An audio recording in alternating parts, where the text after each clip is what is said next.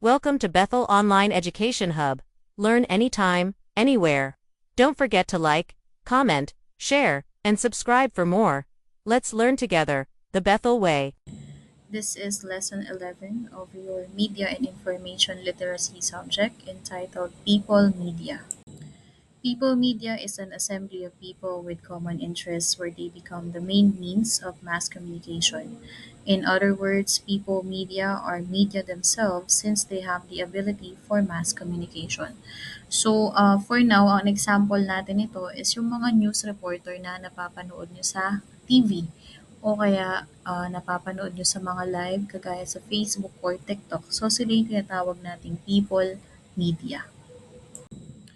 People in media, they are the people behind another form of media. They use other forms of media, such as text media, visual media, multimedia, etc., in disseminating information and imparting knowledge. We also have people as media. They are the media itself. The person serves as the medium for another person to learn or acquire new knowledge. So, yung people media natin, sila yung gumagamit ng mga platforms tulad ng text, visual, o kaya multimedia. Tapos naman, people as media, sila yung nagde-deliver ng information, message, or knowledge. Here are some of the examples in people in media. So, media practitioners, they provide information coming from their expert knowledge or first-hand experience of events. Iba halimbawa kapag meron tayong viral na situation o may nangyari na kailangan ng knowledge or more information regarding with the event. Minsan kapag may mga nag interview or kung mapapanood nyo sa TV, di ba meron silang mga ini-invite na pwedeng magsalita regarding with that certain issue o kaya with that information, sila yung tinatawag nating media practitioners.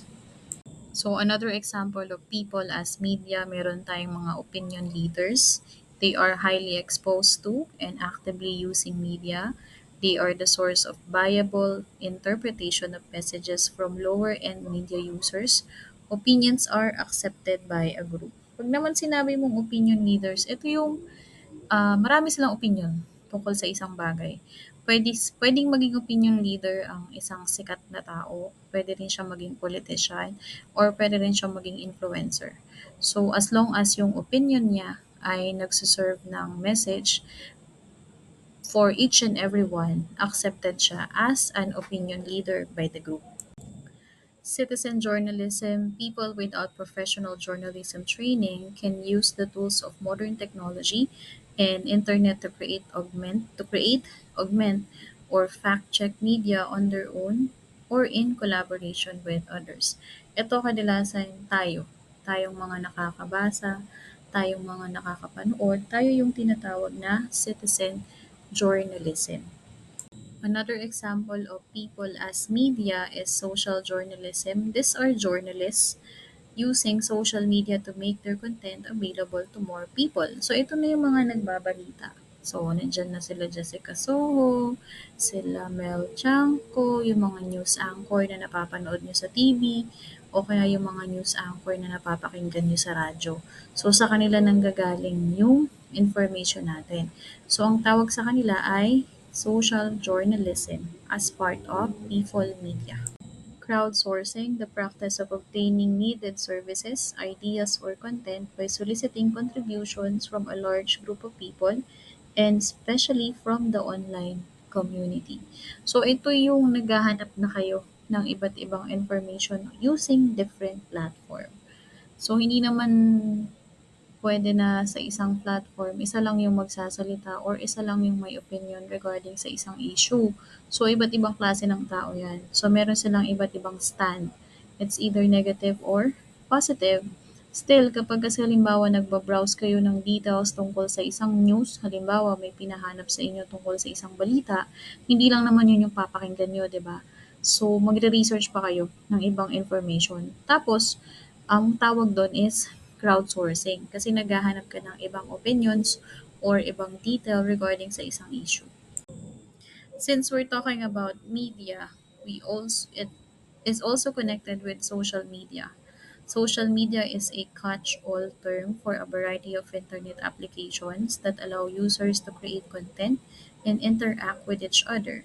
This interaction can take many forms, but some common types include sharing links to interesting content produced by third parties, public updates to a profile, sharing photos, videos, and posts, commenting on the photos, posts, updates, videos, and links shared by others. So ito yung siguro pinaka-powerful na form of media ngayon is yung paggamit ng inyong social media platform. So nandyan yung Facebook, TikTok, Instagram, YouTube.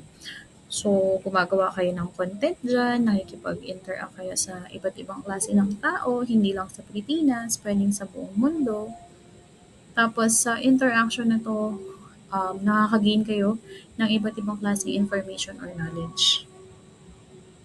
So, here are some formats and examples of social media. Relationship or social network, that is Facebook. Microblogging, that is Twitter and Instagram. Special interest network, pwedeng LinkedIn or Pinterest. Media sharing, so kilala dyan ang YouTube and then Flickr. Collaborative news, Reddit or Waze. Discussion forums, Google Groups. Group buying or merchant sites. So ito yung OLX, Groupon, Dealbracer, and then virtual worlds, Farmville, World of Warcraft, Second Life, and Minecraft. So, siguro yung ilan dito nagamit nyo na, yung iba hindi kayo familiar, pero ito yung mostly na ginagamit sa social media ngayon. So, next topic naman is the advantages and limitations of using social media. So, alam naman natin, sa lahat ng sa lahat ng bagay na ginagamit nyo, may advantages and limitations yan. So, ang unang area ay relationship. Advantage. People who are physically apart can continue to communicate at a lower cost, send pictures, use live streaming, thereby strengthening the ties between them. Limitation. Demands on relationship building increases with social media. People expect friends and family to respond immediately. Some private conversations can be made vulnerable to exposure. So, dito halimbawa, nasa LDR relationship kayo. Oo, magandang gumamit ng social media kagaya ng Facebook. Kasi, pwede kayong mag-chat, pwede kayong mag-video call, tapos hindi naman gano'n kalaki ang bayad, 'di ba? Since meron naman na tayong internet or wifi, tapos pwede rin kayong mag-send ng pictures. However, ang limitation kasi niyan is minsan yung mga ka-chat natin na yan, yung mga katawagan niyo na yan, minsan gusto niyan mabilis kayong sumagot.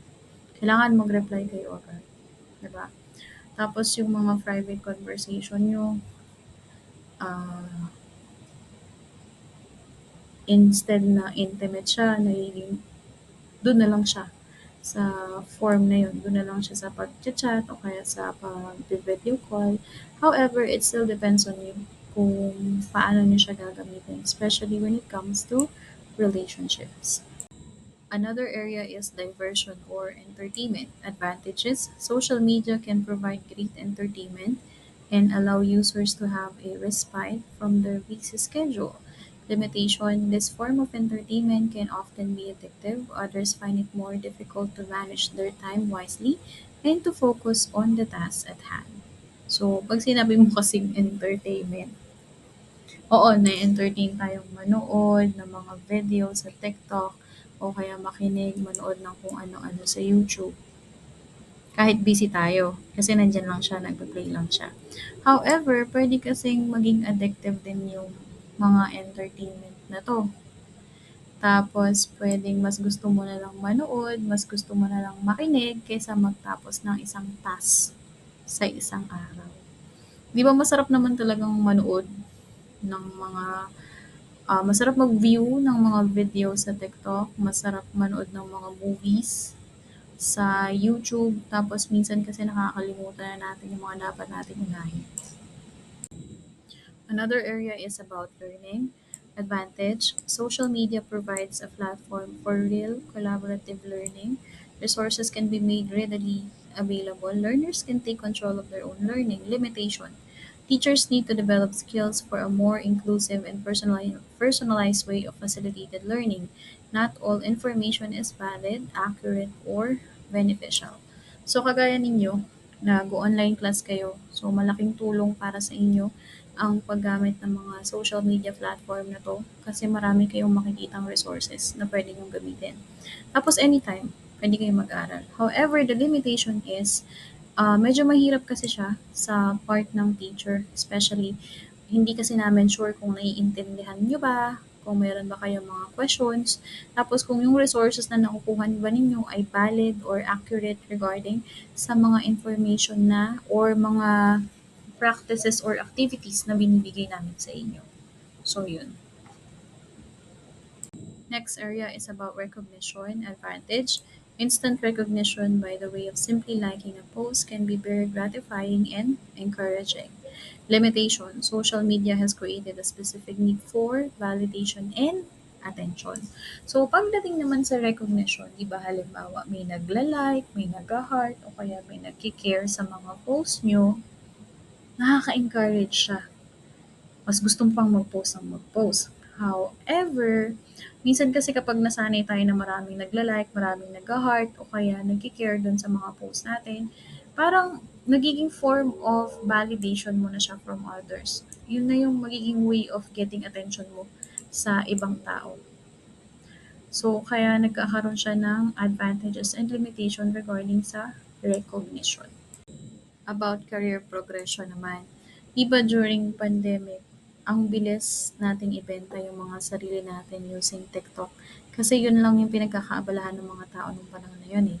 So marami tayong connection, marami tayong referrals. Kaya lang may limitation kasi yan. Halimbawa, may private life ka. Tapos may professional life ka din. Minsan kasi, kung anong ipopost mo about your private life, nakaka-apekto siya sa professional self mo. So, minsan siguro mas okay na meron kang professional or content creator account tapos hihiwalay mo yung private life mo dun. Para hindi siya magkaroon ng ano, um, para hindi siya magbanggaan, kumbaga. Kung nagbi-build ka ng career using your professional social media, ihiwalay mo yung private life mo. Kasi minsan, yes, maganda, masaya, na nagiging sikat ka sa paggamit ng TikTok or sa pagiging content creator. However, um, i-ano mo din, isipin mo din, how's your private life? Gusto mo ba ganito na lang palagi? Or gusto mo din minsan ng medyo tahimik? In summary, people media refers to individuals who act as a medium for transmitting information and ideas. They are a fundamental type of media that relies on human interaction and credibility to disseminate knowledge. This category is broadly divided into two main types, people in media and people as media. So, always remember lahat tayo, pwede tayong maging people media sa kung paano natin i-provide yung information and ideas natin sa iba. Pero always remember na ang media ay different sa human interaction. So always think before you click. That's it.